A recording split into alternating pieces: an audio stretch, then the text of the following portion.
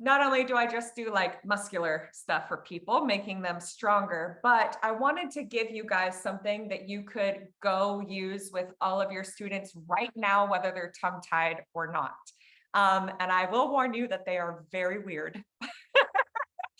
They are very weird, but they sure work. So the first one that we're going to do, oh, excuse me, what you will need. This is so incredibly important. You need a mirror. You need a mirror. Dear God, if I can do anything for you, just please use a mirror and please get your students to do it too, because the amount of things that people don't realize they're doing, and then I make them watch themselves and they go, oh my God.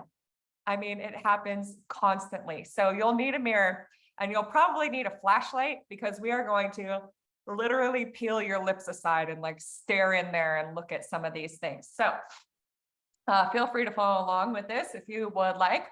My rules are always work easier to harder.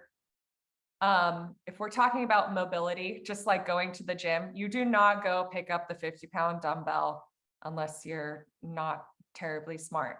Always go easy to harder. Slower is faster. And I always work silent mobility to complex voice like arpeggios. I do a lot of single pitch stuff because we as vocalists, when we do things silently versus when we add pitch to it, a lot changes. So I really recommend that you do all of these muscular positions silent first, because people will automatically always start doing all other kinds of stuff with pitch behind it.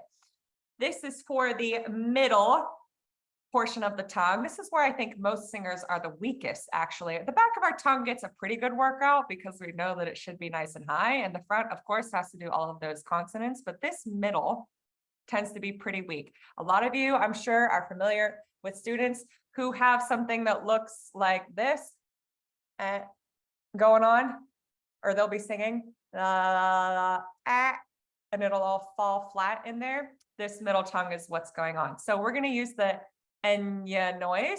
And what we're trying to do is we're trying to get this little jellyfish action. So here we go, nice tall tongue. And you should see that with every nya, nya, nya, that we are re-articulating that high middle portion of the tongue. And if it falls flat, then they're not following through with firing that same muscle group.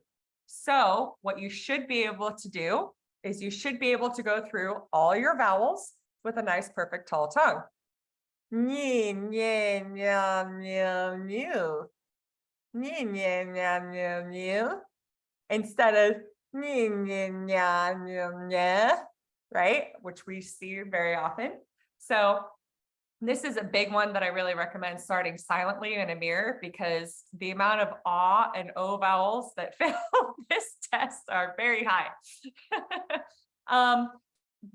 Please only keep this to like middle voice, because as we go higher, we don't want to put too much strain and have the middle tongue too high. So this is purely just a middle voice thing, okay?